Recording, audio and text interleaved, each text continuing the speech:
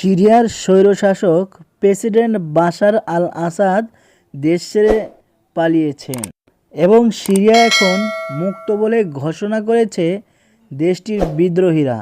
এর আগে বার্তা সংস্থা রাইটার্স সিরিয়ার দুইজন সিনিয়র কর্মকর্তাকে উদ্ধৃত দিয়ে জানিয়েছে, প্রেসিডেন্ট আসাদ অজানা গন্তব্যের উদ্দেশ্যে রাজধানী দামেস্ক ছেড়ে গিয়েছেন। বিদ্রোহী গোষ্ঠী হায়াত তাহরির আল-শাম নামের একটি ইসলামিক সশস্ত্র গোষ্ঠী, যারা এই অভিযানের নেতৃত্বে ছিলেন, তাদের টেলিগ্রাম হ্যান্ডেলে বলেছে, এর মাধ্যমে একটি অন্ধকার যুগের অবসান ঘটেছে এবং এক নতুন যুগের সূচনা ঘটেছে। দামেস্কের পথে পথে ব্যাপক সংখ্যক মানুষকে উল্লাস করতে দেখা গিয়েছে।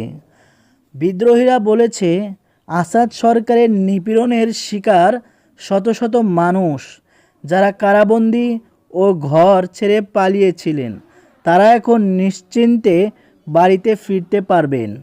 এদিকে রাজধানীর সবচেয়ে বড় কারাগার সেদনায়া থেকে হাজার হাজার বন্দীকে মুক্ত করেছে বিদ্রোহীরা।